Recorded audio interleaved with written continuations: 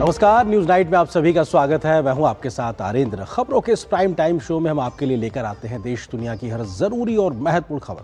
आज जिन बड़ी खबरों पे हमारी नजर रहेगी उनमें आज की पहली बड़ी खबर है कैबिनेट के बड़े फैसले। मोदी सरकार की कैबिनेट ने आज 4 बड़े फैसले लिए हैं, जिसके तहत किसानों खिलाड़ियों को मदद मिलेगी तो ऊर्जा सुरक्षा पर भी बड़ा निर्णय लिए गए हैं। क्या है ये फैसले, इस खबर पे आज हम करेंगे विस्तार से चर्चा। आज की दूसरी बड़ी खबर है सनातन का अपमान। संसद भवन में आज विपक्षी विरोध प्रदर्शन के दौरान कुछ ऐसा हुआ जो पहले कभी देखने को नहीं मिला। क्या है पूरा मामला, इस खबर पे भी होगी हमारी विस्तार से नजर। आज की तीसरी बड़ी खबर है ताहिर हुसैन को उम्र कैद। बीते समय दिल्ली दंगे के आरोपी और आम आदमी पार्टी के पूर्व नेता ताहिर हुसैन को उम्र कैद की सजा मिली है, जिसको लेकर लंबे समय तक सियासत भी खूब देखने को मिली। इस फैसले के बाद क्या आई हैं प्रतिक्रियाएं, इस खबर को भी दिखाएंगे विस्तार से। शुरुआत करते हैं हेडलाइंस के साथ। प्रधानमंत्री नरेंद्र मोदी की अध्यक्षता में हुई कैबिनेट बैठक में लिए गए कई अहम फैसले। समुद्र मंथन योजना और प्रधानमंत्री सूर्य सरोवर योजना को हरी झंडी। पीएम किसान सम्मान योजना को 5 साल और बढ़ाने की मंजूरी।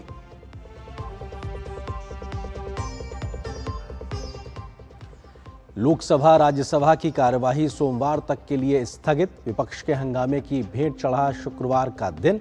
शोर शराबे के बीच लोकसभा में पारित हुआ जन्म और मृत्यु पंजीकरण संशोधन विधेयक 2026।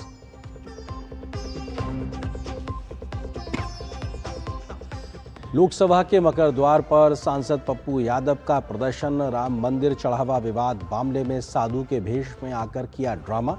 साधु संतों और भाजपा सांसदों ने की आलोचना।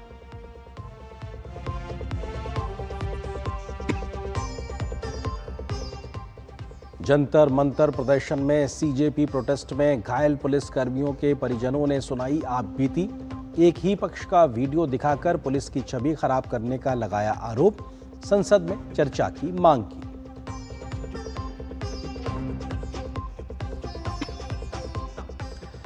आईबी अधिकारी अंकित शर्मा हत्याकांड में कोर्ट का बड़ा फैसला। ताहिर हुसैन समेत 5 दोषियों को उम्र कैद।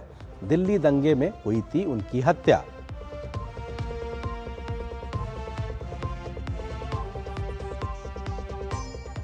राष्ट्रमंडल खेलों में भारतीय खिलाड़ियों की तूफानी पारी जारी। मुक्केबाजी के फाइनल में पहुंची प्रीति पवार और अंकुश पंघाल। गोल्ड मेडल से महज 1 कदम दूर हैं खिलाड़ी। खबरों पर डालते हैं विस्तार से नजर। मोदी सरकार ने आज केंद्रीय कैबिनेट की बैठक में 4 अहम फैसले लिए हैं। देश की ऊर्जा सुरक्षा को बढ़ाने के लिए पेट्रोलियम पदार्थों और गैस के एक्सप्लोरेशन के लिए समुद्र मंथन परियोजना की शुरुआत हुई है, तो फ्लोटिंग सौर ऊर्जा को बढ़ावा देने के लिए पीएम सूर्य सरोवर परियोजना को मंजूरी मिली है। देश के किसानों को प्रतिवर्ष सम्मान निधि के तहत मिलने वाले 6,000 रुपए की योजना को अगले 5 साल तक बढ़ाने का फैसला हुआ है, तो देश के खिलाड़ियों को ओलंपिक के लिए तैयार करने के लिए खेलो इंडिया योजना को भी अगले 5 साल तक बढ़ाने और बड़े स्तर पर संशोधित करने का फैसला मोदी सरकार ने आज लिया है। देश के किसानों के लिए अच्छी खबर है। पीएम किसान सम्मान निधि योजना को अगले 5 वर्षों के लिए जारी रखने को मंजूरी दी गई है। इसके लिए 3.15 लाख करोड़ रुपए का वित्तीय आवंटन मंजूर किया गया है। वर्ष 2019 में ये योजना शुरू की गई। इस योजना के जरिए देश के किसानों के सीधे खाते में हर साल 6,000 रुपए की राशि दी जाती है। ये रकम साल में 3 बार 2-2 हजार की किश्त के जरिए मिलती है। अब तक इस योजना के जरिए 4,47,000 करोड़ रुपए दिए जा चुके हैं। और इस प्रोग्राम में देश के किसानों को जो क्रॉप साइकिल है, क्रॉप साइकिल के हिसाब से बेनिफिट दिया जाता है। साल में 3 बार 2,000 रुपए का सपोर्ट, इनकम सपोर्ट दिया जाता है, जिसे कि बीज खरीदना हो, फर्टिलाइजर खरीदना हो, इन सब के लिए किसानों को एक अच्छी क्रॉप साइकिल के बिगिनिंग में बेनिफिट मिलता है। इसके अलावा एक अन्य अहम फैसले में प्रधानमंत्री सूर्य सरोवर योजना को मंजूरी दी गई। ये योजना कुल 5,070 करोड़ रुपए के खर्च से एनर्जी स्टोरेज सिस्टम वाले FSPV प्रोजेक्ट्स को विकसित करने के लिए है। इन प्रोजेक्ट्स को वित्त वर्ष 2026-27 से 2030-31 के दौरान मंजूरी दी जाएगी और वित्त वर्ष 2032-33 तक वित्तीय मदद दी जाती रहेगी। बता दें कि ये योजना रिन्यूएबल एनर्जी क्षमता बढ़ाने, राष्ट्रीय ऊर्जा और जलवायु लक्ष्यों को हासिल करने में मदद करने और जल संसाधनों का बेहतर इस्तेमाल सुनिश्चित करने के साथ साथ विकसित भारत के विजन को आगे बढ़ाने में योगदान देगी। प्रधानमंत्री सूर्य सरोवर योजना में जितने वाटर बॉडीज हैं, डैम्स हो, लेक्स हो, कैनाल्स हो, उन सब का उपयोग करके जो solar power generation capacity create करना है उसका अप्रूवल लिया गया। 102 गीगावाट यानी 1,00,000 मेगावाट की कैपेसिटी पोटेंशियल है। केंद्रीय मंत्रिमंडल ने समुद्र मंथन यानी नेशनल ऑफशोर एक्सप्लोरेशन स्कीम को मंजूरी दी है।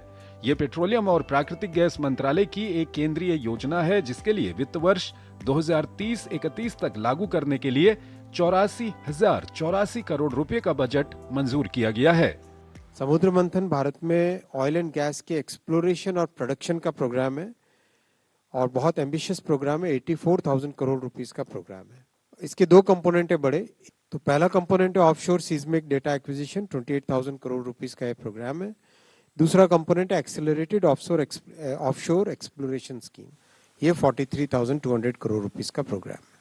भारत में जितनी ऑयल और गैस की डिमांड बढ़ रही है उसके हिसाब से ये स्कीम और ये प्रोग्राम बहुत बड़ा एक गेम चेंजर होगा। खेलों को बढ़ावा देने के लिए कैबिनेट ने खेलो इंडिया योजना के विस्तार को मंजूरी दी है। साल 2026-27 से 2030-31 की अवधि के लिए खेलो इंडिया योजना के विस्तार और राष्ट्रीय खेल महासंघों को दी जाने वाली सहायता में बढ़ोतरी को मंजूरी दी गई है। मंजूर किया गया बजट पिछली खेलो इंडिया योजना के बजट का लगभग 8 गुना है। शैलेंद्र मिश्र की रिपोर्ट, डीडी न्यूज, दिल्ली। तो केंद्रीय कैबिनेट के आज जो बड़े फैसले हुए हैं उसमें क्या बड़े प्रावधान हैं इन चारों बड़े फैसलों में, आइए आपको उसका सिलसिलेवार तरीके से बताते हैं। और अगर हम बात करें कैबिनेट के 4 बड़े फैसलों में, तो पहला बड़ा फैसला समुद्र मंथन नेशनल ऑफशोर एक्सप्लोरेशन स्कीम को लेकर अगर कहा जा सकता है तो इसके तहत क्या होगा उसको समझना जरूरी है। समुद्री तेल और गैस की खोज को तेज गति से उसका एक्सप्लोरेशन किया जाएगा, उसकी खोज की जाएगी। ऊर्जा सुरक्षा को मजबूती मिलेगी जब देश आत्मनिर्भर होगा। इस दिशा में तेल और गैस को लेकर 84,000 करोड़ रुपए से ज्यादा का प्रावधान इस परियोजना के लिए किया गया है। इसमें सिस्मिक डेटा का संग्रहण हो, प्रोसेसिंग हो, उसका विश्लेषण हो, इस तकनीक पर तेज गति से काम किया जाएगा ताकि नई संभावनाओं के द्वार खुल सकें। डीप वाटर हो या फिर अल्ट्रा डीप वाटर हो, वहां पर तेजी से ड्रिलिंग करने की तकनीक के तहत देश आगे बढ़ता नजर आएगा। नए समुद्री क्षेत्रों में भी वैज्ञानिक तरीके से ड्रिलिंग की जाएगी ताकि संभावनाओं का दोहन किया जा सके कि कहां पर किस प्रकार की गैस और पेट्रोलियम उत्पादों की संभावना दिखाई पड़ रही है। इसके अलावा नई तकनीक हो या फिर अंतर्राष्ट्रीय स्तर पर सहयोग की बात हो, इस दिशा में भी इस प्रकार के व्यवहारिक कदम उठाए जाएंगे ताकि भारत तेज गति से इस दिशा में आत्मनिर्भरता से आगे बढ़ सके। 600 MMTOE ये उसका एक तरीके से पैमाना है मापने का। 600 MMTOE बहुत बड़ा आंकड़ा होता है। नए तेल गैस के भंडार की संभावना है इतने भारत के अंदर, और उस संभावना को जमीन पे मूर्त रूप देने के लिहाज से यह परियोजना अपने आप में समुद्र मंथन के तौर पर बड़ा परिवर्तन लाती नजर आएगी। बहुत बड़े पैमाने पर रोजगार भी सृजित होंगे, बड़ी संख्या में सीधे तौर पे लोगों को रोजगार मिलेगा। और इस योजना को लेकर बीते साल 15 अगस्त में लाल किले की प्राचीर से प्रधानमंत्री मोदी ने इसका ऐलान किया था, जिसको अब कैबिनेट की मंजूरी मिली है और जमीन पर अब ये उतरती नजर आएगी। दूसरे बड़े फैसले की अगर बात की जाए, संशोधित खेलो इंडिया योजना के तहत आज बड़ा फैसला लिया गया है। 36,441 करोड़ रुपए का इसका प्रावधान किया गया है और जो कि पिछले खेल बजट के आधार पर देखा जाए तो ये 8 गुना से के आसपास इसमें बढ़ोतरी दर्ज की गई है। स्थानीय खेल की प्रतिभाओं को इस स्तर का वरीयता दी जाएगी ताकि वो वैश्व के जो ओलंपिक का जो पोडियम होता है वहां तक जाकर मेडल हासिल करने की महारत हासिल कर सके। इस प्रकार की इस खाका एक प्रकार से तैयार किया गया है। खेल की शिक्षा हो, फिटनेस हो, तकनीक हो या फिर उसका ट्रेनिंग प्रशिक्षण हो, इन सबको एक साथ इस प्रकार से तकनीक के साथ जोड़ा जा रहा है ताकि कोई भी चीज आइसोलेशन में नहीं बल्कि समग्र तौर पे काम कर सके। कई स्तर पर बनेंगे नेशनल सेंटर ऑफ एक्सीलेंस, अलग अलग स्तर पर बनेंगे। स्कूल स्तर पर 2 नई प्रकार की शुरुआत की गई है जिसके तहत छोटे बच्चों से ही प्रतिभा खोज का काम करके उसको आगे बढ़ाया जाएगा। हर स्तर पर अधिक प्रतियोगिताओं का आयोजन होगा ताकि बच्चों को ज्यादा अवसर मिल सके अपने आप को आगे बढ़ाने को लेकर। महिलाएं हो, खिलाड़ी हो या फिर पैरा एथलीट्स हों और स्वदेशी खेल हो, इन सब पर भी ज्यादा जोर और फोकस रहने वाला है इस नई सरकार की योजना के तहत। और ये तैयारी अपने आप में भारत को एक आगे नए स्तर पर ले जाएगी। नेशनल कोच एक्रीडेशन बोर्ड बनाने का फैसला भी है। निजी अकादमी हो, कॉरपोरेट हो, इन सब की भी भागीदारी बढ़ती नजर आएगी। और राष्ट्रीय खेल महासंघों की जो सहायता, आर्थिक सहायता होती है, उसमें बढ़ोतरी करने और वृद्धि करने का फैसला भी लिया गया है और अपने आप में उसका भी पूरा खाका तैयार किया गया है। तो ये अपने आप में दूसरा बड़ा फैसला है। इसी तरीके से अगर तीसरे बड़े फैसले की बात करें तो पीएम किसान योजना को 2030-31 तक जारी रखने यानी अगले 5 साल बढ़ोतरी करने का फैसला किया गया है। 2031 तक जारी रहेगी योजना। 3.15 लाख करोड़ रुपए का प्रावधान किया गया है। हर वर्ष 6,000 रुपए की 3 किश्तें, मतलब 2-2 हजार रुपए की 3 किश्तें 6,000 रुपए के रूप में दी जाती हैं किसान सम्मान निधि के तौर पर। 23 किश्तों में अभी तक लगभग 4.5 लाख करोड़ रुपए किसानों के खातों में सीधे हस्तांतरित किए जा चुके हैं। महिला किसानों को भी इसके तहत 1 लाख करोड़ रुपए से ज्यादा की रकम मिल चुकी है। हर 4 में से 1 लाभार्थी महिला किसान के तौर पे है और 85% किसान जिनको अभी तक इसका लाभ मिलता रहा, उन्होंने माना है कि अनौपचारिक तौर पे जो वो ऋण लिया करते थे उसमें एक तरीके से कटौती आई है, यानी कि उनको इस योजना से बड़ा फायदा मिल रहा है। तो ये अपने आप में किसानों के सम्मान को भी आगे बढ़ाने की योजना को 5 साल आगे विस्तार दिया गया है। तो प्रधानमंत्री के आज के 4 बड़े फैसलों के तहत चौथा बड़ा जो फैसला है, प्रधानमंत्री सूर्य सरोवर योजना। अपने आप में सौर ऊर्जा को बढ़ावा देने के लिहाज से फ्लोटिंग सोलर प्लांट्स लगाए जाएंगे। एनर्जी स्टोरेज सिस्टम भी इसमें लगाया जाएगा। जो ऊर्जा बनेगी वो स्टोर हो सके, इस प्रकार की व्यवस्थाओं के साथ आगे बढ़ा जाएगा। 5,070 करोड़ रुपए का इसमें प्रावधान किया गया है। जलाशयों हो, बांध हो, नहरें हो, इनका इस्तेमाल किया जाएगा और वहां पर फ्लोटिंग सोलर पैनल एक तरीके से लगाए जाएंगे और वहां पर बैटरी चार्ज की व्यवस्था भी की जाएगी इस योजना के तहत। भूमि पर दबाव कम होगा क्योंकि जब सोलर प्लांट्स को लगाया जाता है तो जमीन चाहिए होती है, तो जमीन की दबाव कम होगा, बल्कि हम जो हमारे जलाशय हैं, जो भी बांध हैं, वहां पे इसका इस्तेमाल कर सकते हैं। 5,000 मेगावाट क्षमता एक तरीके से विकसित की जाएगी। मौजूदा समय में सोलर की जो फ्लोटिंग क्षमता है वो 700 मेगावाट के आसपास है। अगर दोनों को मिला लिया जाए तो ये लगभग 5,700 मेगावाट के आसपास हो जाएगी जब हम इस क्षमता का विस्तार करके आगे बढ़ेंगे। तो यानी हरित ऊर्जा को लेकर भी, स्वच्छ ऊर्जा को लेकर भी एक बड़ा कदम। प्रतिवर्ष 1 करोड़ टन CO2 उत्सर्जन में कमी आएगी। इस योजना के मूर्त रूप लेकर जमीन पर उतरने के बाद 17,000 प्रत्यक्ष रोजगार के अवसर सृजित होंगे जो लॉन्ग टर्म रोजगार के तौर पर दिखाई पड़ेंगे। और 102.18 गीगावाट फ्लोटिंग सोलर क्षमता की संभावना भारत के अंदर है और उस संभावना के दोहन के लिए एक बड़ी शुरुआत के तौर पर यह कहा जा सकता है। तो ये 4 बड़े फैसले किस प्रकार से अपने आप में फायदेमंद होंगे और इन्हीं फैसलों को लेकर हम आगे करेंगे चर्चा। फिलहाल एक छोटे से ब्रेक के लिए रुकते हैं। खाने में मेरी क्वीन के लिए क्या है? किंग मटर पनीर, किंग बैगन भरता, king veg pulao, king palak paneer kofta. ये सब किंग क्यों? क्योंकि ये सब बना है MDH किचन किंग से का बॉस। MDH किचन किंग, असली किचन किंग। MDH। वाह, गाय तुम्हारी माता है ना? तो पशुहार के नाम पर जहर क्यों खिलाता है? अनसन हटा, दिल से खिला, सिर्फ कपिला, देश का नंबर 1 पशु आहार। हेलो राजेश जी, मैं पुलिस थाने से बोल रहा हूँ। फिर से? आप डिजिटल अरेस्ट में हो, दूसरे कमरे में जाइए, अकेले। आपके पार्सल में ड्रग्स मिले हैं, लंबे जाएंगे। 10 लाख दीजिए, बच जाएंगे। सर इतने कहाँ से? एक लिंक भेजा है, अभी प्रोसेसिंग के लिए 2 लाख भेजिए, बाकी बाद में। 2 लाख? क्या हुआ पापा? बेटा ये कह रहे हैं कि मेरे पार्सल में से ड्रग्स मिले हैं। अरे काट दिया। पैनिक मत कीजिए पापा, डिजिटल अरेस्ट जैसा कुछ नहीं होता है, ये सब फ्रॉड है। फ्रॉड? पुलिस, बैंक, RBI इत्यादि के नाम से आने वाले साइबर अपराधियों के फोन या वीडियो कॉल से सावधान रहें। उन्हें कोई पैसे ना भेजें और तुरंत पुलिस में रिपोर्ट करें। अगर समझदारी नहीं दिखाओगे तो पैसे गवाओगे। RBI कहता है जानकार बनिए, सतर्क रहिए। जरा सोच के देखिए, आपके पास कुछ ऐसा है जो आपकी दुनिया बदल सकता है। जानते हैं क्या? आपका अपना सोना। सोना क्या नहीं कर सकता? सोना आपको अपने सपनों का घर दिला सकता है, आपके बच्चों का भविष्य बना सकता है। सोना आपकी हर इच्छा पूरी कर सकता है। तो भारत की सबसे बड़ी gold loan NBFC Muthoot finance से गोल्ड लोन लीजिए और फिर देखिए सोना क्या नहीं कर सकता। मुथूट फाइनेंस, जहां विश्वास ही परंपरा है। कॉल कीजिए 1-800-313-1212। ओ हरि भैया, अरे वाह, खेतों में कौन सी फसल लगाए हो? 12 महीने कमा कर दे ऐसी फसल। क्या? मैंने नया व्यवसाय शुरू किया है। उसके लिए पैसे? इसमें किसी निवेश की जरूरत ही नहीं। अच्छा, मुखिया जी। अरे मुखिया जी, नमस्ते। अरे हरी, कब आ रहे हो? आप बस चलिए, मैं पहुंचता हूँ। अब मैं LIC एजेंट हूँ। LIC एजेंट बनो, अब बड़ा सोचो। हमारी वेबसाइट पर जाएं या अपनी नजदीकी LIC शाखा से संपर्क करें। काम रुकना नहीं चाहिए, पर खुजली रुकनी चाहिए। इसलिए सपट डॉक्टर स्किन लोशन, काम चालू खुजली बंद। 128 सालों से दांत का आखिरी इलाज। गोल्डी छोले मसाले, जहाँ जाए रिश्ते बनाए। गोल्डी लाए हैं फ्रेश लॉक टेक्नोलॉजी, जो रखे मसालों को हर समय फ्रेश। और ब्रेक के बाद आपका एक बार फिर से स्वागत है। ब्रेक पर जाने से पहले हम जिक्र कर रहे थे केंद्रीय कैबिनेट के आज के बड़े फैसलों को लेकर, और इसी खबर पे हम करेंगे चर्चा। इससे जुड़ा है आज का हमारा विशेष ऊर्जा से उत्थान, किसान खिलाड़ी का सम्मान, क्योंकि आज के कैबिनेट के फैसलों में ये तमाम विषय साफ तौर पे दिखाई पड़े। इस खबर पे बात करने के लिए दो खास मेहमान इस वक्त मेरे साथ मौजूद हैं। शिशिर सिन्हा जी हैं, वरिष्ठ आर्थिक पत्रकार। सर, बहुत स्वागत है हमारे साथ जुड़ने के लिए। इसके अलावा राकेश थपलियाल जी हैं, जो कि वरिष्ठ खेल पत्रकार है। सर, आपका भी बहुत बहुत स्वागत है।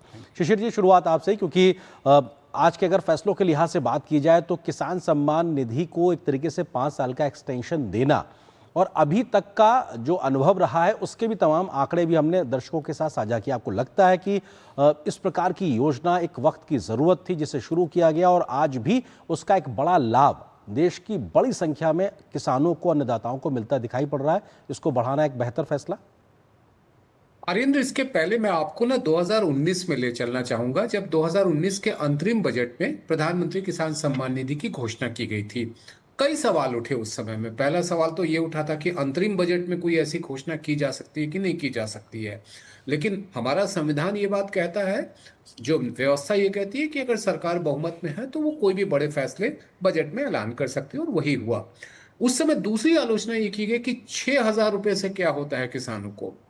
अब आइए 2026 में, आज जब हम आप बात कर रहे हैं, दो आंकड़े आज सरकार की ओर से दिए गए हैं। एक तो यह कि 2020-21 से 2025-26 तक लगभग 3,10,000 करोड़ रुपए जो है वो दिए गए, और अब तक जो अगर 2026 के भी 2026-27 को भी शामिल कर ले तो वो 4,40,000 करोड़ रुपए के करीब में बच जाता है। अब आप इसको इस तरीके से समझिए कि जब 85% लोगों ने जो कर्ज की जरूरत थी उनके लिए वो कम हो गया, वो ज्यादा कमाई करने लगे, वो इस योजना की सबसे बड़ी कामयाबी है। दूसरी तरफ अगर अनाज का उत्पादन देखें, वो बढ़ी है, ये इस योजना की कामयाबी है।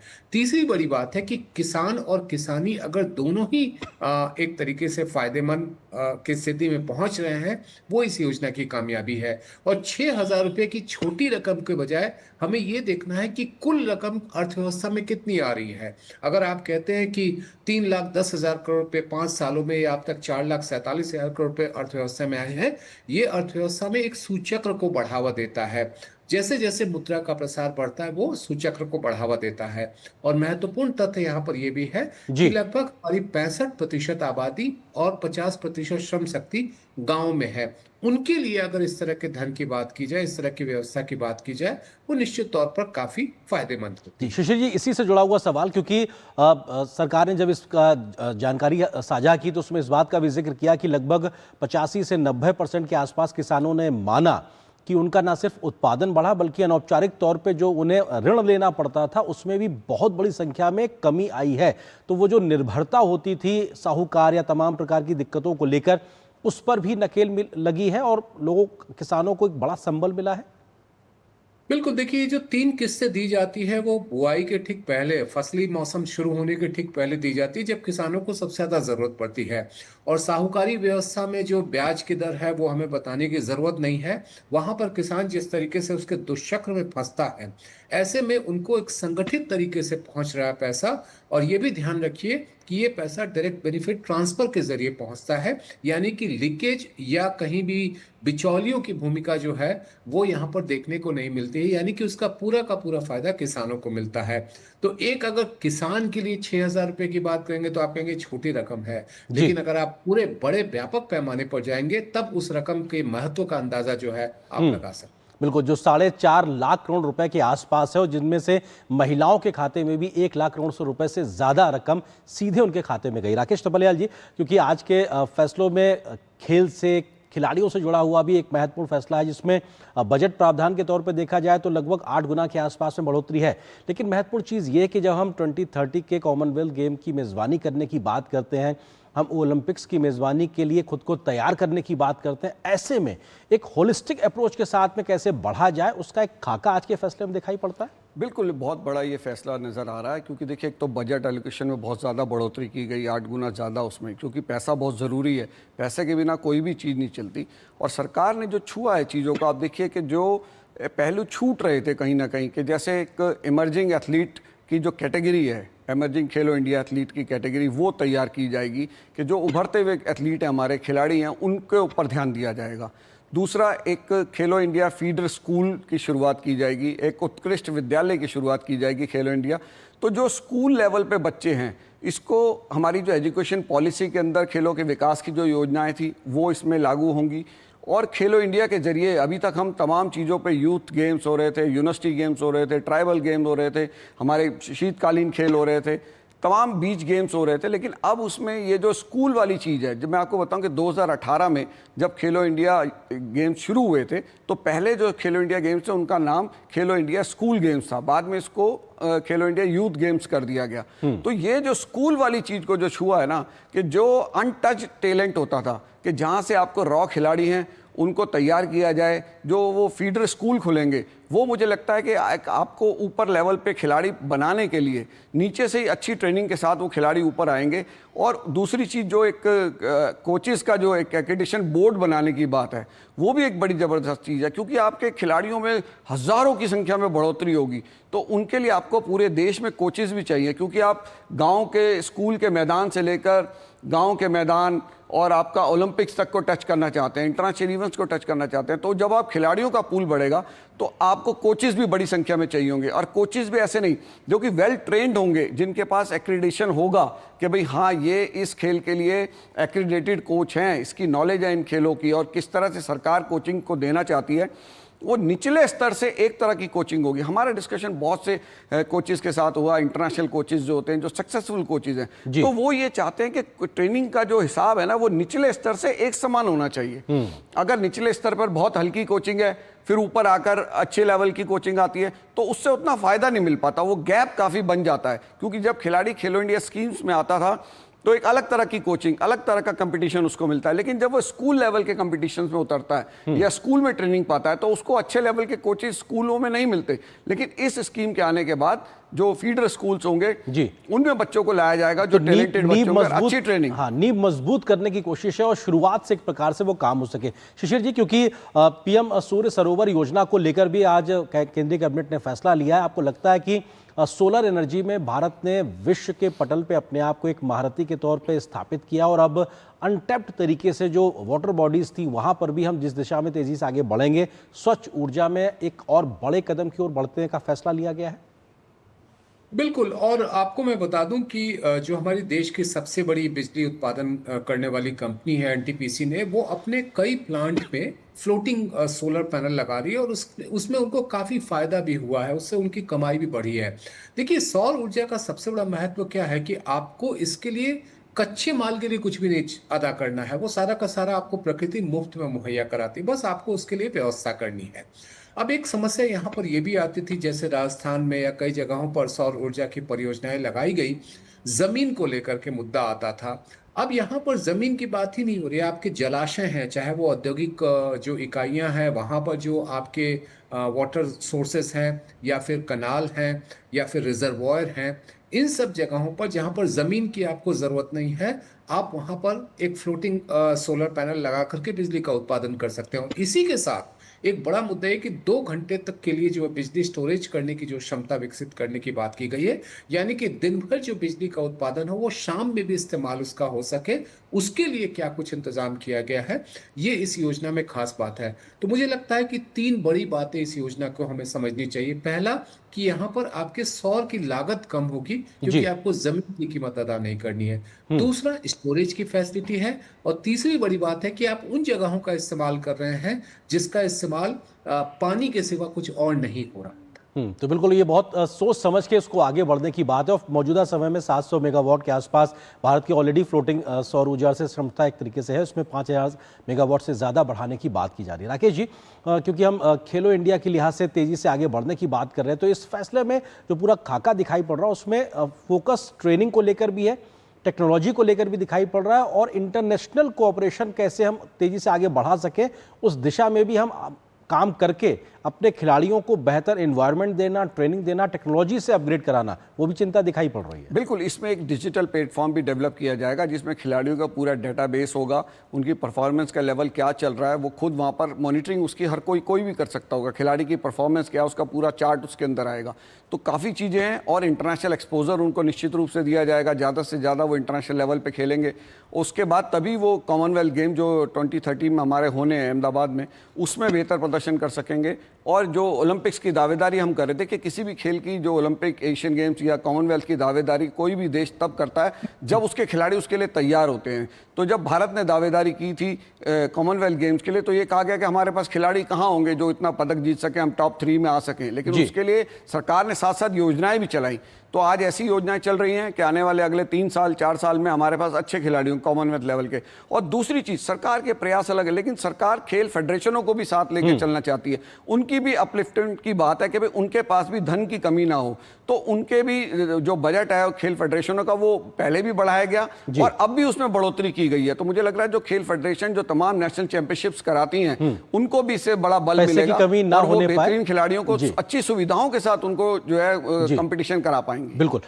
शिशिर जी, एक आखिरी सवाल छोटा सा जवाब से चाहेंगे, क्योंकि समुद्र मंथन को लेकर भी बड़ा फैसला हुआ है। कैसे हम इस दिशा में आगे बढ़ते हुए नजर आएंगे, और हम जिस सोच के साथ आगे बढ़ रहे हैं, कैसे आत्मनिर्भरता आएगी ऊर्जा के क्षेत्र में भारत में? खाड़ी युद्ध की वजह से हमारे पास जो एक बड़ी परेशानी आई कि हमारे पास कच्चे तेल और गैस दोनों की आपूर्ति बाधित हुई है।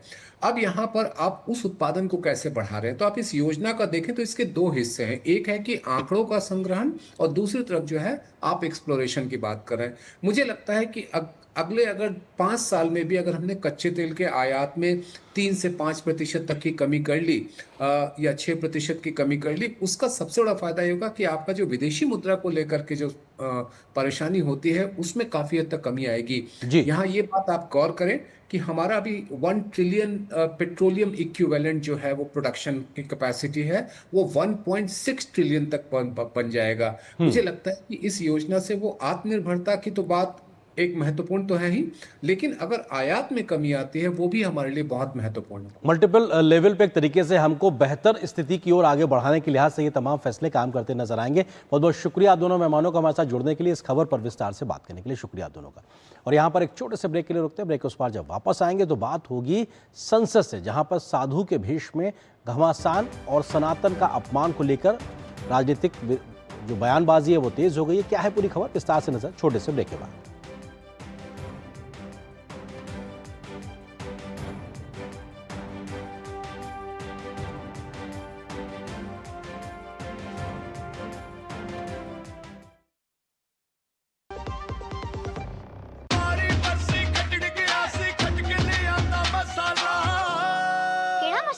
छोले दा या लोबे दा, पंजाबी छोले दा या पिंडी चने दा।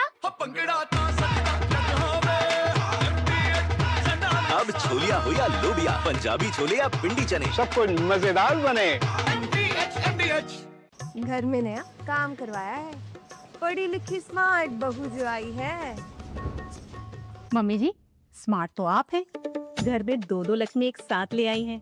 2-2 लक्ष्मी? एक घर में, एक वहाँ ऊपर। पीएम सूर्य घर। ओह, सोलर भी तो घर की लक्ष्मी ही है, बिजली बिल 0 जो कर देती है। स्मार्ट है बहू मेरी, सब ऊपर वाले की दया है मम्मी जी। पीएम सूर्य घर मुफ्त बिजली योजना का लाभ उठाएं, 78,000 रुपए तक की सब्सिडी भी पाएं। अब बिजली बिल होगा 0, हर घर सूर्य घर। मेरी पसंद, मेरी पसंद, मेरी पसंद, मेरी पसंद, हमारी पसंद, हम सबकी पसंद। मजबूत देश का मजबूत सरिया हो गया स्टील। ओह लवली, वेल डन। अब होगा बड़ा स्टूडियो, नया कैमरा, नई लाइट्स। लगे हाथ नई कार भी ले लो उसी लोन से। नो, लोन लिए गए काम में ही लगाओ, समय से EMI चुकाओ, क्रेडिट स्कोर बढ़ाओ और अगला लोन आसानी से पाओ। कार नहीं तो मेरी फोटो तो ले लो। आप कौन? RBI कहता है वित्तीय समझदारी समृद्ध नारी। यार कैसे ले पाएंगे घर?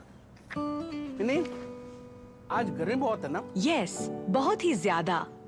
पापा, घर खरीदने की planning is not easy. Vini, long term savings का बेस्ट प्लान बताना। LIC protection plus plan.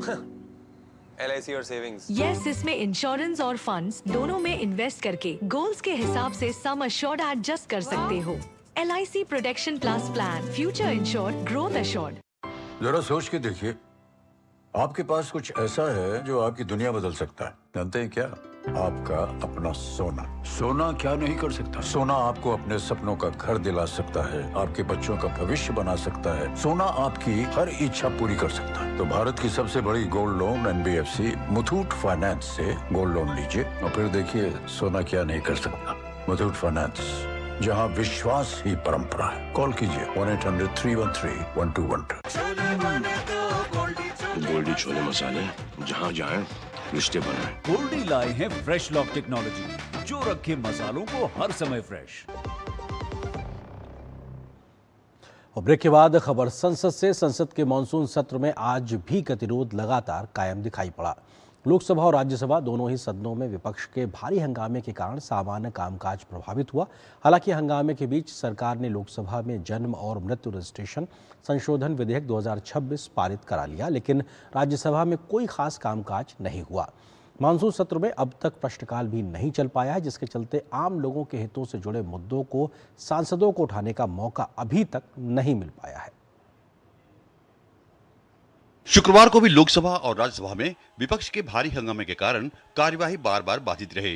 Lok Sabha में शोर शराबे के बीच केंद्रीय गृह राज्य मंत्री नित्यानंद राय ने जन्म और मृत्यु रजिस्ट्रीकरण संशोधन विधेयक 2026 पेश किया। विपक्ष के विरोध के बीच ही सदन ने इस विधेयक को पारित कर दिया। मैं माननीय गृह मंत्री जी की ओर से प्रस्ताव करता हूं कि जन्म और मृत्यु रजिस्ट्रीकरण अधिनियम 1969 का संशोधन करने वाले विधेयक पर विचार किया जाए। जो सदस्य इसके पक्ष में है वो हाँ कहे, जो सदस्य विरोध में है वो ना कहे। मेरे विचार में निर्णय हाँ वालों के पक्ष में हुआ, हाँ वालों के पक्ष में हुआ। महोदय, मैं प्रस्ताव करता हूं कि विधेयक को पारित किया जाए। प्रश्न यह है कि विधेयक को पारित किया जाए। जो सदस्य इसके पक्ष में है वो हाँ कहे, जो सदस्य विरोध में है वो ना कहे। मेरे विचार में निर्णय हाँ वालों के पक्ष में हुआ, हाँ वालों के पक्ष में हुआ। प्रस्ताव स्वीकृत हुआ और विधेयक पारित हुआ। सदन में लगातार जारी हंगामे को देखते हुए संसदीय कार्य मंत्री किरण रिजिजू ने विपक्ष से कार्यवाही सुचारू रूप से चलने देने की अपील की, लेकिन उनकी अपील का कोई असर नहीं हुआ और विपक्ष का विरोध जारी रहा। लगातार व्यवधान के चलते लोकसभा की कार्यवाही सोमवार सुबह 11 बजे तक के लिए स्थगित कर दी गई। मैं कांग्रेस के सारा साथियों से भी बार-बार गुहार लगाया कि महत्वपूर्ण बिल पे चर्चा होना चाहिए, लेकिन अफसोस की बात है कि इतना महत्वपूर्ण registration of birth and death amendment bill pay आज यहाँ पारित किया गया है लोकसभा के सदन में, लेकिन विपक्ष के साथियों ने किसी ने भी इस बिल के चर्चा में भाग नहीं लिया। ये दुर्भाग्यपूर्ण है। सदन में दिन भर हंगामा और नारेबाजी होती रही। संसद के मॉनसून सत्र के 10वें दिन शुक्रवार को भी विपक्ष के हंगामे की वजह से कामकाज लगातार बाधित रहा। हालांकि इस शोर शराबे और हंगामे के बीच लोकसभा से एक अहम बिल को पारित करा लिया गया, लेकिन शुक्रवार का दिन प्राइवेट मेंबर्स बिल के लिए होता है। ऐसे में लोकसभा और राज्यसभा में न तो प्राइवेट मेंबर बिल को लिया जा सका, न ही कोई विधायी कार्य ठीक से चल सका। शून्यकाल के दौरान सदस्यों ने अपने अपने मुद्दे उठाने की कोशिश की। इस दौरान केंद्रीय कृषि मंत्री शिवराज सिंह चौहान ने विपक्ष से सदन की गरिमा बनाए रखने और कार्यवाही चलने देने की अपील की, लेकिन हंगामा जारी रहा। प्रतिपक्ष सड़क छाप राजनीति सदन में कर रहा है। माननीय सभापति महोदय, मंत्री के रूप में मैं सदन में उपस्थित हूँ, सरकार के मंत्री के रूप में, लेकिन यह सड़क छाप राजनीति की जा रही है। सदन की गरिमा के साथ खिलवाड़ किया जा रहा है, लोकतंत्र की धज्जियां उड़ाई जा रही है, संविधान को तार तार किया जा रहा है। माननीय अध्यक्ष सभापति महोदय, ये प्रतिपक्ष केवल अराजकता फैलाना चाहता है।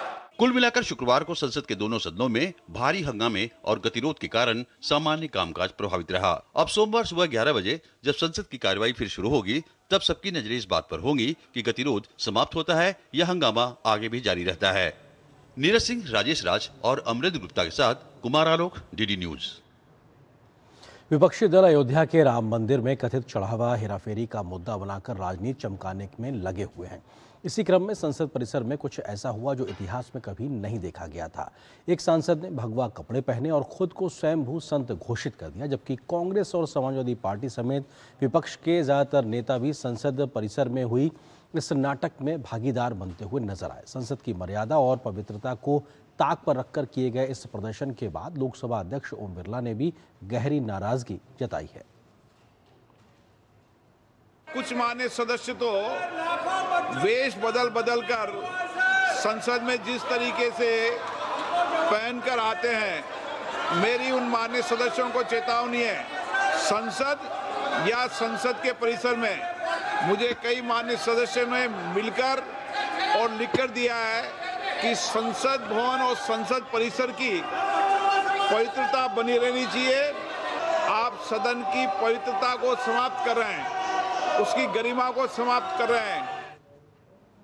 वहीं राज्यसभा में केंद्रीय मंत्री शिवराज सिंह चौहान ने विपक्ष को आड़े हाथों लिया और कहा कि विपक्ष लोकतंत्र की धज्जियां उड़ा रहा है, संविधान की धज्जियां उड़ाते हुए सड़क छाप राजनीति कर रहा है। सभापति महोदय, ये प्रतिपक्ष केवल अराजकता फैलाना चाहता है, हंगामा खड़ा करना चाहता है। चर्चा से इनको कोई लेना देना नहीं है।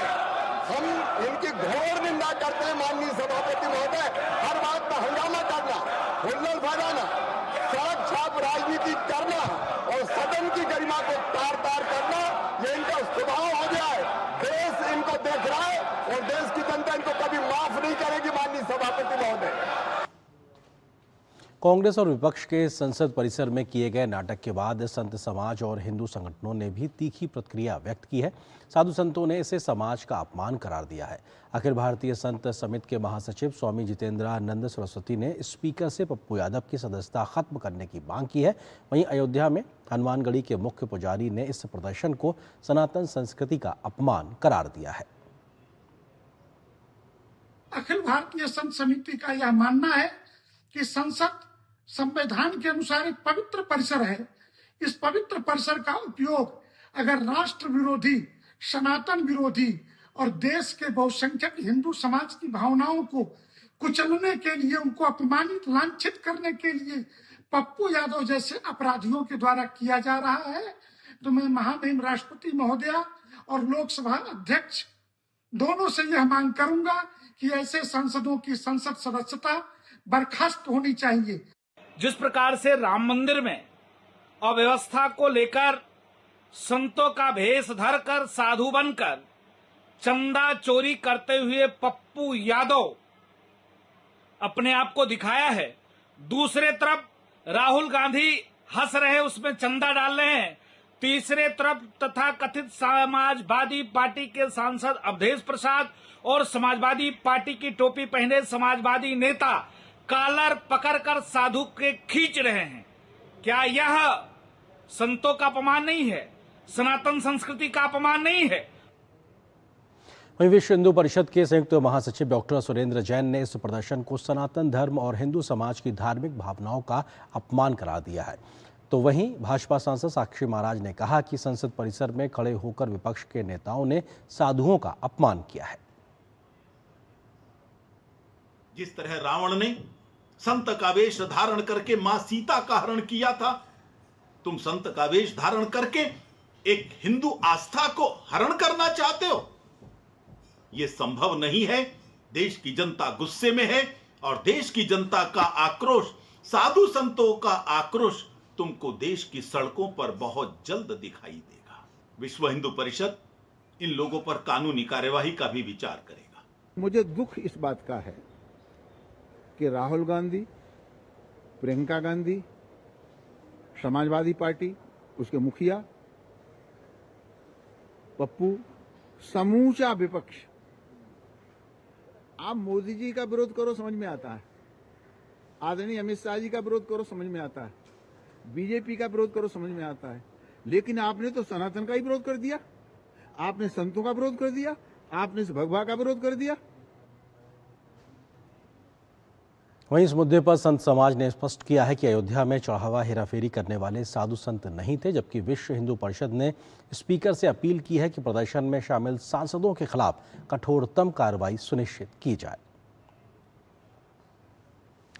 और यहाँ पर एक और छोटे से ब्रेक के लिए रुकते हैं। ब्रेक के उस बाद जब वापस आएंगे तो खबर दिखाएंगे दिल्ली दंगों से जुड़ी हुई, जिसमें ताहिर हुसैन जो कि आम आदमी पार्टी के नेता थे, उनको उम्र कैद की सजा कोर्ट ने सुनाई है। क्या है पूरी खबर, विस्तार से नजर छोटे से ब्रेक के बाद।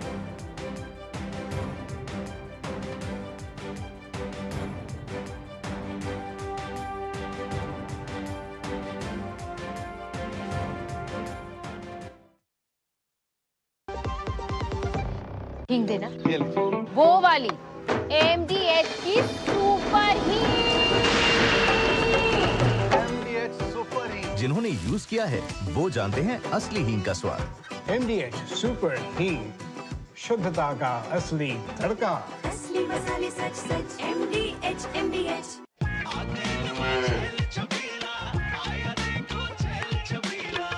एक कपिला, अरे भाई सब एक ही जैसा होता है। ये लो साधारण पशु आहार।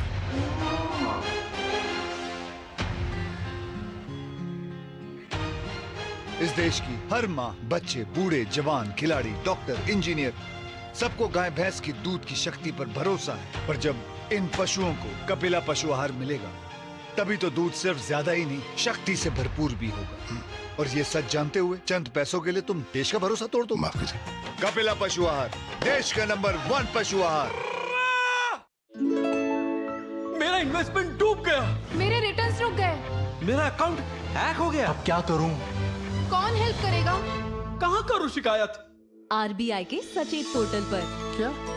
हाँ, online frauds, fake investment schemes, unauthorised deposits और अन्य फाइनेंशियल क्राइम्स की शिकायत यहाँ करें, जिससे संबंधित संस्था तक भेजा जाएगा ताकि सही कार्यवाही हो। RBI कहता है, सचेत रहें, सुरक्षित रहें। जब धरती चीर कर निकलता है लोहे का पत्थर और मिलता है मोंगिया के जोश से, फिर तपता है, पिघलता है और बनता है फौलाद। अब होता है सरिया सारी खूबियों के साथ। मोंगिया स्टील, मजबूत देश का मजबूत सरिया। जरा सोच के देखिए, आपके पास कुछ ऐसा है जो आपकी दुनिया बदल सकता है। जानते हैं क्या? आपका अपना सोना। सोना क्या नहीं कर सकता? सोना आपको अपने सपनों का घर दिला सकता है, आपके बच्चों का भविष्य बना सकता है, सोना आपकी हर इच्छा पूरी कर सकता है। तो भारत की सबसे बड़ी gold loan NBFC Muthoot finance से गोल्ड लोन लीजिए और फिर देखिए सोना क्या नहीं कर सकता। मुथूट फाइनेंस, जहां विश्वास ही परंपरा है। कॉल कीजिए 1-800-313-1212। काम रुकना नहीं चाहिए, पर खुजली रुकनी चाहिए। इसलिए सपट डॉक्टर स्किन लोशन, काम चालू, खुजली बंद। 128 सालों से दांत का आखिरी इलाज। गोल्डी छोले मसाले, जहाँ जाएं रिश्ते बनाएं। गोल्डी लाए हैं फ्रेश लॉक टेक्नोलॉजी, जो रखे मसालों को हर समय फ्रेश।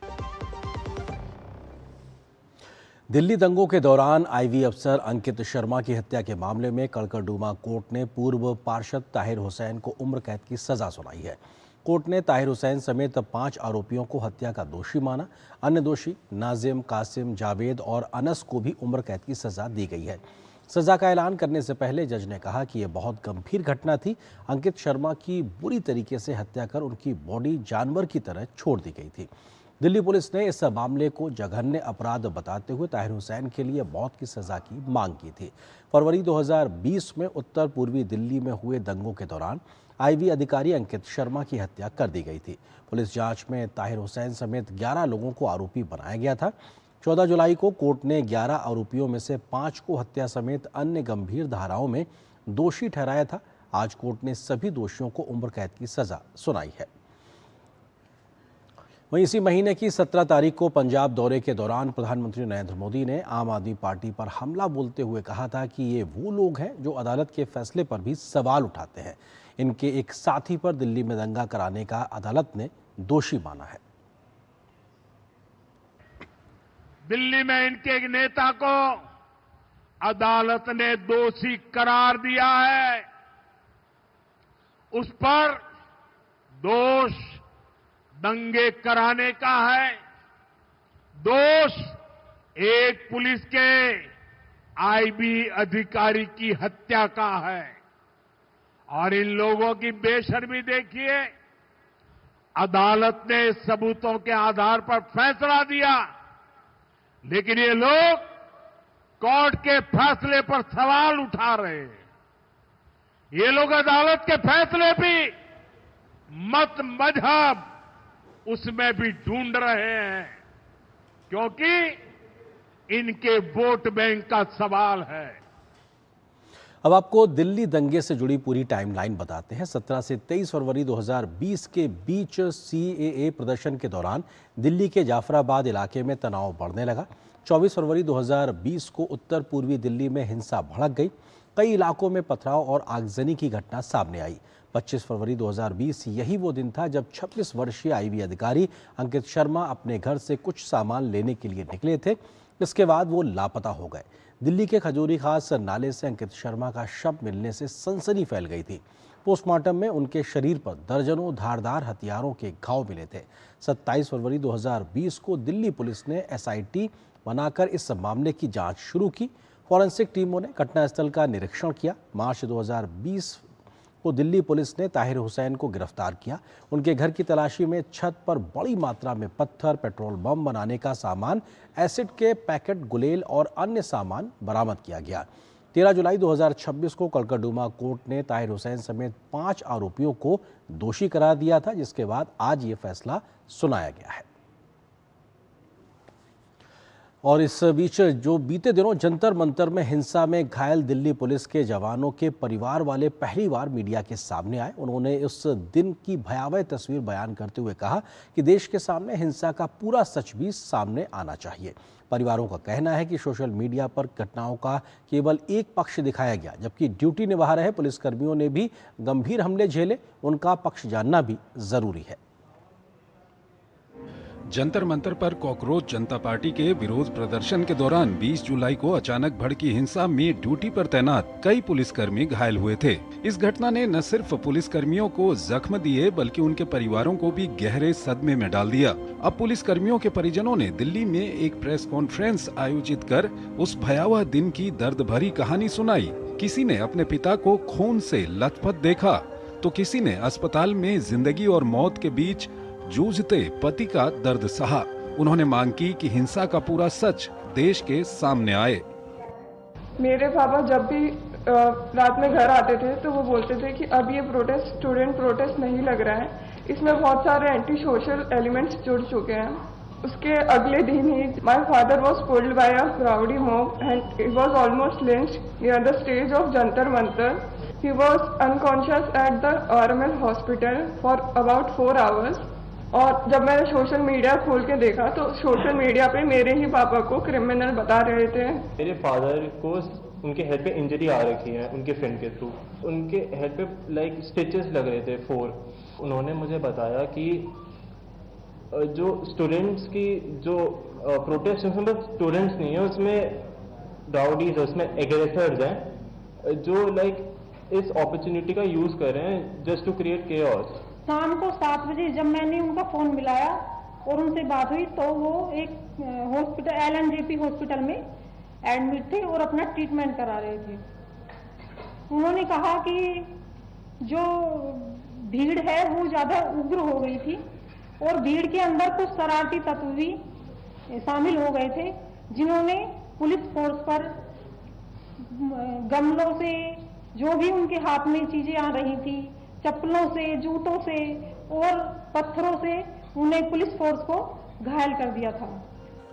हाल ही में जारी एक रिपोर्ट के आंकड़ों के अनुसार 20 जुलाई की घटना में 250 से अधिक पुलिसकर्मी घायल हुए थे। रिपोर्ट में ये भी बताया गया है कि 110 से अधिक बैरिकेड क्षतिग्रस्त हुए। 300 से अधिक बॉडी प्रोटेक्टर और 350 से अधिक हेलमेट क्षतिग्रस्त हुए, जबकि 50 से अधिक शील्ड और 20 से अधिक लाउड स्पीकर क्षतिग्रस्त हुए। आंकड़ों में आगे दावा किया गया है कि 10 hand held metal detector, 1 x ray baggage scanner और 25 से अधिक सरकारी वाहन तोड़फोड़ के कारण क्षतिग्रस्त हो गए। बयान में यह भी कहा गया है कि घटना के दौरान सार्वजनिक संपत्ति को भी नुकसान पहुंचा है। लोकतांत्रिक व्यवस्था में शांतिपूर्ण विरोध का अधिकार जितना महत्वपूर्ण है, उतनी ही महत्वपूर्ण कानून व्यवस्था बनाए रखने वाले पुलिसकर्मियों की सुरक्षा भी है। वर्दी के पीछे भी एक परिवार होता है जो हर ड्यूटी के साथ चिंता और उम्मीद दोनों लेकर जीता है। जंतर मंतर हिंसा की निष्पक्ष जांच और सभी तथ्यों का सामने आना न सिर्फ न्याय के लिए जरूरी है, बल्कि उन पुलिसकर्मियों और उनके परिवारों के विश्वास को भी मजबूत करेगा जिन्होंने अपने कर्तव्य का निर्वहन करते हुए चोटें झेली। Bureau report, DD news. यहाँ पर एक और छोटे से ब्रेक के लिए रुकते हैं। सस्ते वाले दाल मसाले स्वाद हुआ बेकार, MDH की हल्दी मिर्ची धनिया करे कमाल। ये रंग दे, ये खुशबू दे, ये तीखा, ये कम पड़े, क्या निराला MDH मसाला। बाबा केदार के दर्शन के बाद मेरे मुंह से अनायास निकला था कि इस शताब्दी का तीसरा दशक उत्तराखंड का दशक होगा। विकास, विरासत और सांस्कृतिक संरक्षण के मजबूत संकल्प के साथ डबल इंजन की सरकार ने उत्तराखंड को प्रगति की न सिर्फ नई पहचान दी है, बल्कि तय किया है युवा सोच, आधुनिक परिवेश, नवाचार और अनंत उपलब्धियों का सफर। प्रधानमंत्री नरेंद्र मोदी के मार्गदर्शन और मुख्यमंत्री पुष्कर सिंह धामी के कुशल नेतृत्व में सरकार ने उन संभावनाओं पर जोर दिया है जो सुखद भविष्य की नींव तैयार कर रही है। उत्तराखंड में दूरस्थ पहाड़ के सुदूर गांव भी पीएम मोदी के डिजिटल इंडिया अभियान का हिस्सा बन रहे हैं। डिजिटल क्रांति के इस सफर में अपनी सरकार पोर्टल द्वारा रिकॉर्ड 976 डिजिटल सेवाओं का घर बैठे लाभ दिया जा रहा है। युवाओं के खिलते हुए चेहरे सरकार की कार्यकुशलता का प्रमाण दे रहे हैं। प्रदेश में पारदर्शी तरीके से युवाओं को रिकॉर्ड 33,000 से ज्यादा सरकारी नौकरियां प्रदान की गई हैं। सड़कें अब विकास और प्रगति की गाथा लिख रही है। 12,000 करोड़ से अधिक लागत से निर्मित एक्सप्रेसवे परियोजना से दिल्ली से देहरादून की दूरी मात्र 2.5 घंटे की रह गई है। चारधाम यात्रा को सुगम बनाने के लिए 11,700 करोड़ से अधिक ऑल वेदर रोड का कार्य 92% से ज्यादा पूर्ण हो चुका है। भारतमाला परियोजना के तहत टनकपुर से पिथौरागढ़ NH 125 का निर्माण कार्य पूरा हो चुका है। ऋषिकेश कर्णप्रयाग रेलवे लाइन निर्माण का कार्य 70% से ज्यादा पूरा हो गया है। डबल इंजन सरकार के अथक प्रयास से संवर रहा है उत्तराखंड, आगे बढ़ रहा है उत्तराखंड। जरा सोच के देखिए, आपके पास कुछ ऐसा है जो आपकी दुनिया बदल सकता है। जानते हैं क्या? आपका अपना सोना। सोना क्या नहीं कर सकता? सोना आपको अपने सपनों का घर दिला सकता है, आपके बच्चों का भविष्य बना सकता है। सोना आपकी हर इच्छा पूरी कर सकता है। तो भारत की सबसे बड़ी gold loan NBFC Muthoot finance से गोल्ड लोन लीजिए और फिर देखिए सोना क्या नहीं कर सकता। मुथूट फाइनेंस, जहां विश्वास ही परंपरा है। कॉल कीजिए 1-800-313-1212। गोल्डी छोले मसाले, जहाँ जाएं रिश्ते बनाएं। गोल्डी लाए हैं फ्रेश लॉक टेक्नोलॉजी जो रखे मसालों को हर समय फ्रेश। प्रधानमंत्री नरेंद्र मोदी कल आंध्र प्रदेश के विजयनगरम जिले के भोगपुरम में 17,900 करोड़ रुपए से अधिक की कई विकास परियोजनाओं की आधारशिला, उद्घाटन और राष्ट्र को समर्पित करेंगे। वे भोजपुरम में अत्याधुनिक अल्लूरी सीताराम राजू अंतर्राष्ट्रीय हवाई अड्डे का भी उद्घाटन करेंगे। प्रधानमंत्री मोदी आंध्र प्रदेश की पहली सेमीकंडक्टर विनिर्माण सुविधा की आधारशिला भी कल रखेंगे। आप देखिए इस रिपोर्ट को, मुझे मेरी पूरी टीम को दीजिए अनुमति। नमस्कार।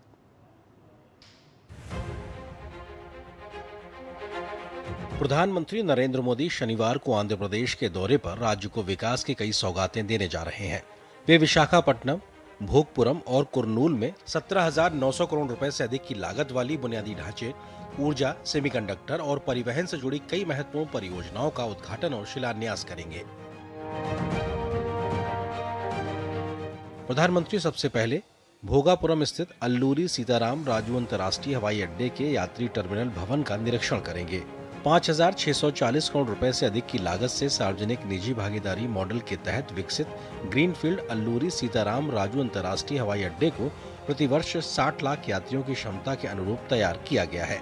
ये एयरपोर्ट हमारा है, इसलिए पूरा एयरपोर्ट बनाए।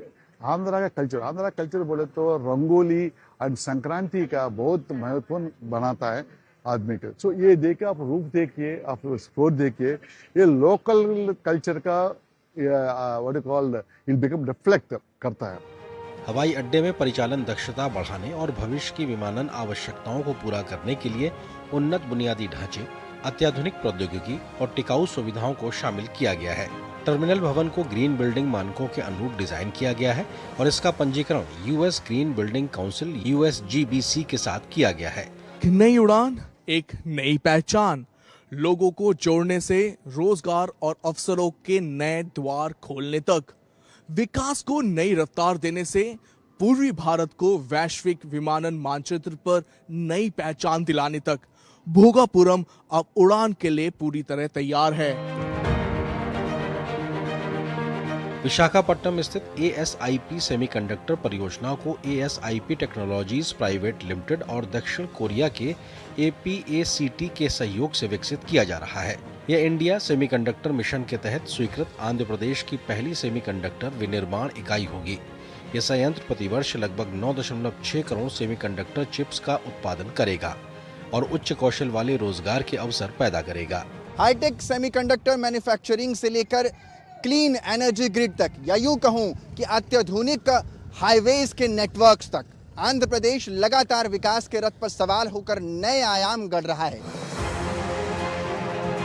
हरित ऊर्जा के क्षेत्र में देश को आत्मनिर्भर बनाने की दिशा में प्रधानमंत्री कुरनूल और अनंतपुरम से जुड़ी कई ट्रांसमिशन योजनाओं की शुरुआत करेंगे। इनसे राज्य में ऊर्जा क्षमता में बढ़ोतरी होने के साथ ही देश में स्वच्छ ऊर्जा से जुड़े लक्ष्यों को हासिल करने में मदद मिलेगी।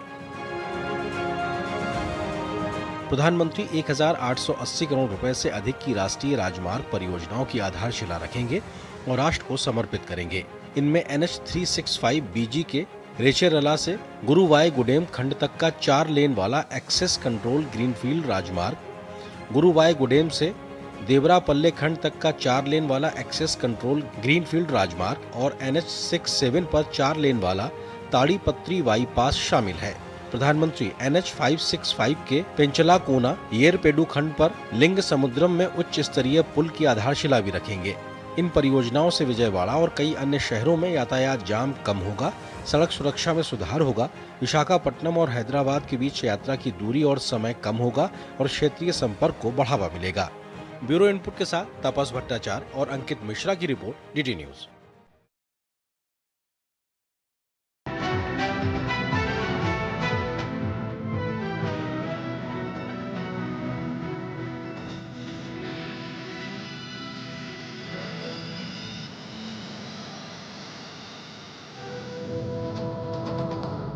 न्यूज नाइट के प्रायोजक थे गोल्डी मसाले।